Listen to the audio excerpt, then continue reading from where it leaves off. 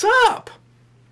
Okay, I literally just got out of the truck coming from an hour and a half north of here, and I want a beer. So before I go get cleaned up to have dinner, I thought I'd hang out with you guys. Knuckle bump. Tradicious. And, as promised,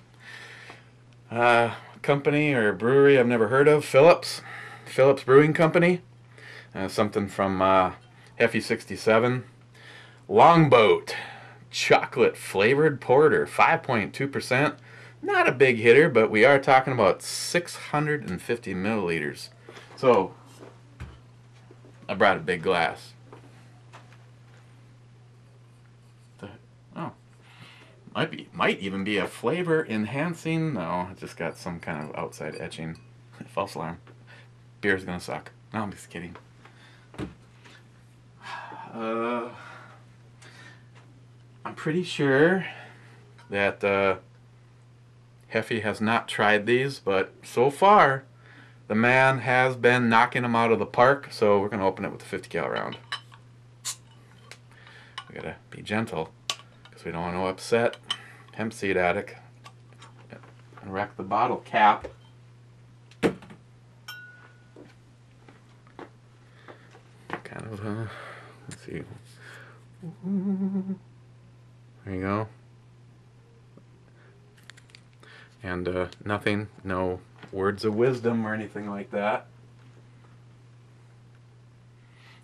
And as a footnote, the other two Phillips have a different looking cap. Okay. What can I tell you about this? I see they have a phillipsbeer.com. May contain milk ingredients, so I guess if you're sensitive to that. Other than that, it has your typical, well, it's not even a government warning. Okay.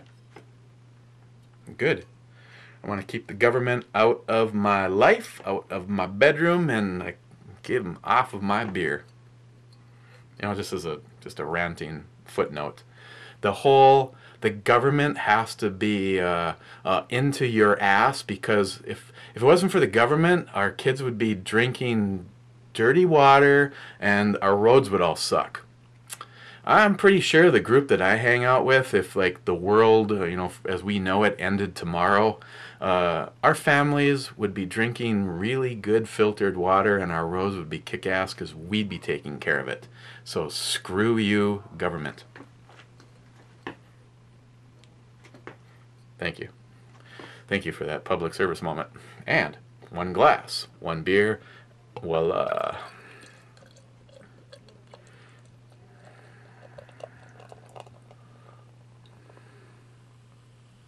Oh yeah.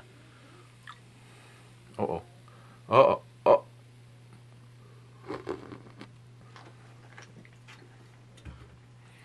Still got some in the glass. That's good. That's excellent. Well, as you can see, we have plenty of carbonation, and I can already declare that there's definitely chocolate in there from the foam. We've got oodles of head. Hang on, I need a moment.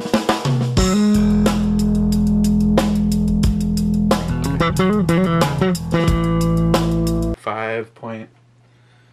5.2%. Here we go.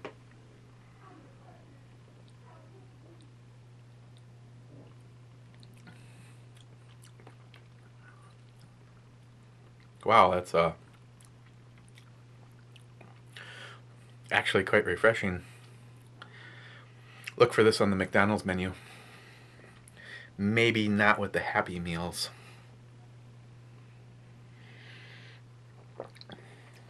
It has a, I guess, kind of a typical stout smell, but on top of that, it has a very nice, heavy chocolate, almost like a chocolate milk smell. It is it has an initial sweetness, but it's not overly sweet. You know, like literally a glass of chocolate milk would be much sweeter than this. And then you get the that that chocolate taste. Uh, could be wrong, but not really noticing anything like the coffees. Just a chocolate stout. Oh, sorry, porter. My bad. This is porters are porters are usually a little heavier. I guess this is why I'm thinking stout.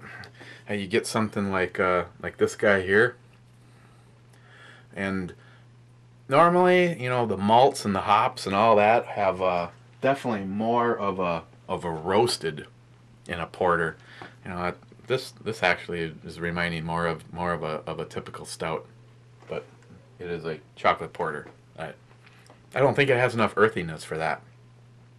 So, you know, if your goal is to find something that is a serious chocoholic beer combination, but you want it to be very earthy, very burnt and roasty, this isn't. This is very smooth, and it's, I don't know. I think it's more of a kind of a stout thing to me, but fine, it's a porter. Could be wrong.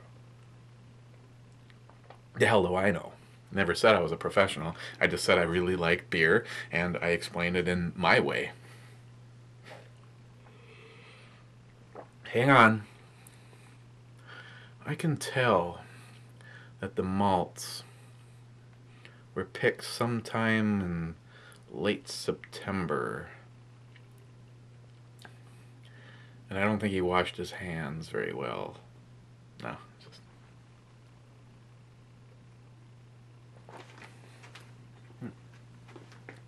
If you're a beer fan and you're a chocolate lover, I think you would like this. It is not overkill on any of the senses. It's very smooth. It's very milkshake like in a beer way. There's no heavy roast, heavy earth, heavy any of the above. You know, and the alcohol is relatively light. I know, compared to a domestic beer like here in my lovely state. If you go to a convenience store, gas station to buy alcohol, it's 3.2. Boring.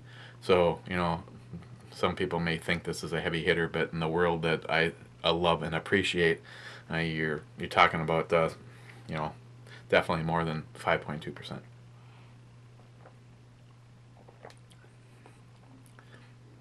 Could I or would I drink this all night long?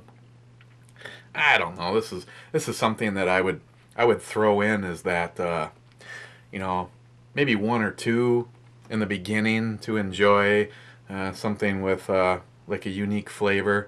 This would be good for, say you've got a bunch of friends coming over and you know for a fact that they all like beer and they're all friends to chocolate. This would be a good after dinner drink. So where do I want to put it on the E scale? Yeah,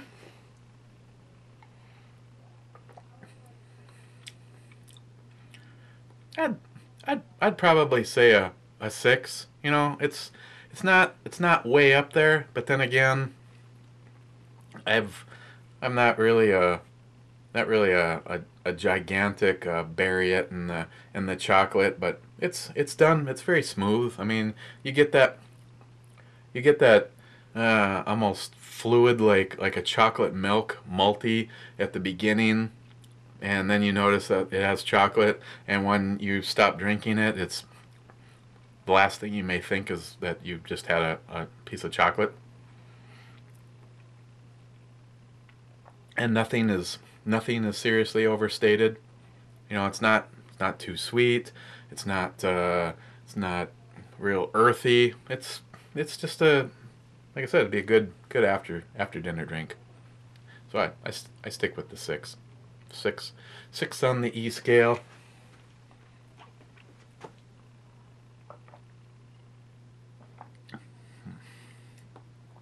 the thing is with that maltiness, even though it, appears like it has a ton of carbonation, you really don't get that when you're drinking it. Some of them, it's like, okay, I know this is way bubbly. You're just getting that. This is very, very malt-like, very smooth. So, okay, well, I think it's worth a try if you see it. And like I said, you're a fan of beer and a fan of chocolate. You'll probably like that. And what are we going to look at next? Well, let's take another look at something from my friend Michael, the Lewis and Clark Brewing Company's Backcountry Scottish Ale. Any clues as to anything important? Well, they include a novel. Go ahead, pause it, and then you can read it. Alcohol percentage. This one does have a government warning. Where are they located? Montana. 1517 Dodge Avenue in Helena, Montana, to be exact. Need their phone number? Call them up, say, hey, there's this idiot that does brew reviews, and for some weird reason, he just prefers to keep the friends that he has, and or if you're gonna have new people, they better appreciate just having a good time hanging with friends. No, it does not give a percentage, so we'll have to take a stab at it. So that's what we're gonna look at next. Backcountry Scottish Ale, and that should be tomorrow. I think I'll be wrapping up my work week tomorrow, and hopefully I won't be wrapping up my work career tomorrow. If I do, there'll probably be a lot of brew reviews. We'll do one at 6 a.m. and then we'll do a brew review at 7 a.m. and then we'll do a brew review at 8 a.m. and so on and so forth until we get all this stuff out of here. So there you go, guys. Cheers, and it's Wednesday for you 9 to 5s, 5 day a week. We're halfway through.